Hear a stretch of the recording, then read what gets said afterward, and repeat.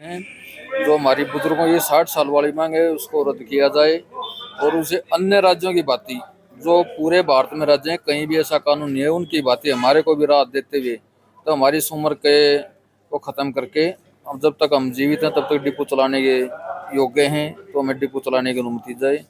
दूसरी बात जो सरकार ने हमारा शोषण कर रखा है, हमारा कमीशन बना रखा है, हम कमीशन को छोड़ के हम ये चाहते हैं सरकार हमारे मानदेय तय करे।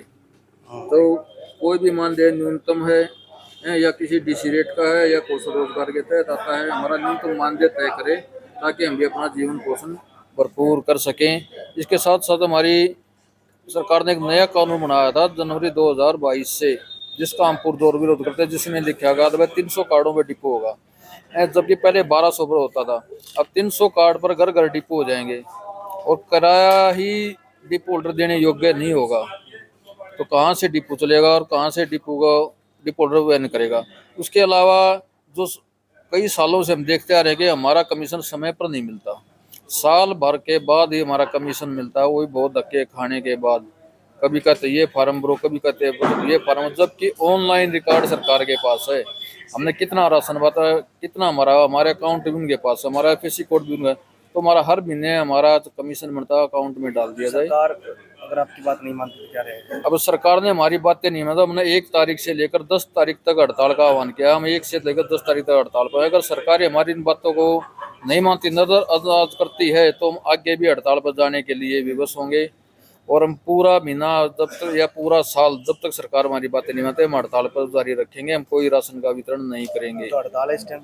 इस टाइम हम सभी डिपो होल्डर हड़ताल है, किसी की मशीन नहीं चल रही है और सभी अपने घर बैठे हुए हैं, कोई कार्य नहीं कर रहा है। हमारी सबसे मेन मांग है कि सरकार ने सभी डिपो होल्डरों की जो उम्र है वो लिमिट कर दी है 60 साल। उस 60 साल की अवधि में परिधि में बहुत से डिपो धारक उसके घेरे में आते हैं।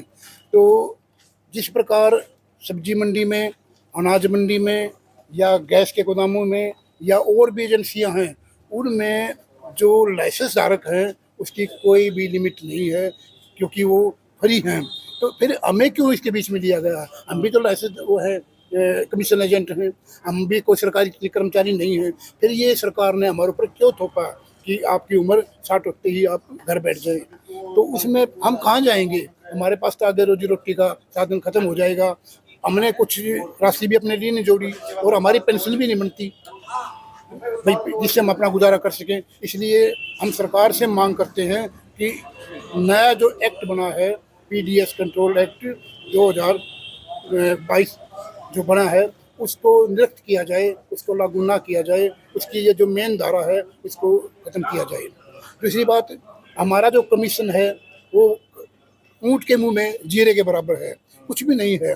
200 रुपये कुंटल, ये कुछ भी मायने नहीं रखता, क्योंकि मेरे पास 30 कुंटल गेहूँ आता है महीने में, पूरे महीने में। जब मैं इसको बांटता हूँ तो मेरे को मुश्किल से 6,000 रुपये बनते हैं, जबकि मेरी दुकान का किराया 4,500 रुपये है। मेरे तोलने वाला कम से कम 3,000 रुपये ले जाता है और नेट का खर्चा भी है। तो पल्ले से कब तक मैं देता रहूँगा?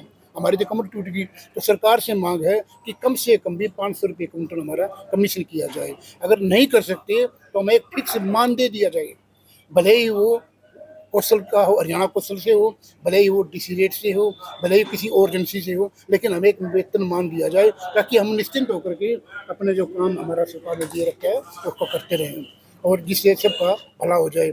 ना तो हम आपस में लड़ते रहेंगे, मेरे पास इतने कार्ड हैं, उसके पास इतने कार्ड हैं, उसका छोटा डिपो है, उसका बड़ा डिपो है, तो आपस में हमारा संघर्ष होता रहता है। तो अगर फिक्स मानदेय हो गया तो कोई किसी के साथ नहीं लड़ेगा और शांति से काम हो जाएगा। तीसरी बात, हमारा जो फिलहाल जो कमीशन मिलता है वो लगभग 1 साल के बाद मिलता है।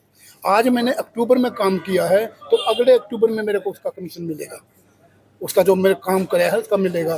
तो इतने दिन में कैसे गुजारा करूँ, जबकि हमारे पास अब कोई साधन भी नहीं है, कोई हम साइड बिजनेस नहीं करती। हमारा पूरा ध्यान डिपो के कार्य में रहता है, तो हम दूसरा कुछ कमा नहीं सकते। इसलिए हमारा तुरंत हर महीने हमारे खाते में पैसे डाले जाएं। सरकार के पास हमारा पूरा रिकॉर्ड है, हमने कितना राशन बांटा है, कितना लिया, कितना, तो सरकार उससे निकाल करके हमारे खाते में सैलरी दी जाए ताकि हर महीने आराम से काम कर सके और अपने खर्चे भी चला सके। तो ये हमारी मुख्य मांगे हैं।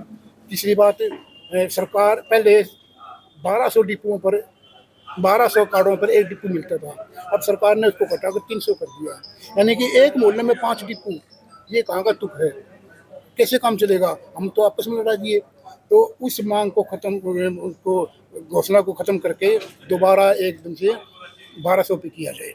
तीसरा है, हमारी सिक्योरिटी पहले 1000 रुपये होती थी डिपो की, और कुछ भी हम जो गलती करते थे तो डीएफएससी उसको फॉरफिट कर देता था, तो हमें दोबारा अपनी सिक्योरिटी भरनी पड़ती थी। अब सरकार ने बढ़ाकर 20,000 कर दी है। मेरी छोटी सी गलती से, उसके ऑर्डर से मेरी या सिक्योरिटी प्रॉफिट हो जाएगी, हमने दूसरी फिर भरनी पड़ेगी। 20 वो गए, 20 और भरने, यानी कि 40,000 रुपये छोटी छोटी गलतियों पर। तो ये हमारा शोषण है। इस शोषण को भी खत्म करने के लिए हमने अपनी मांग रखी है कि हमारी सिक्योरिटी 1,000 रुपया ही किया जाए। ज्ञापन सौंपा है? हाँ, इसमें सौंपा है, एमएलए साहब को सौंपा है। ये हमारे वर्तमान विधायक हैं और हमारी आवाज़ को अच्छी तरह उठाएंगे, हमें पूरा पूरा विश्वास है।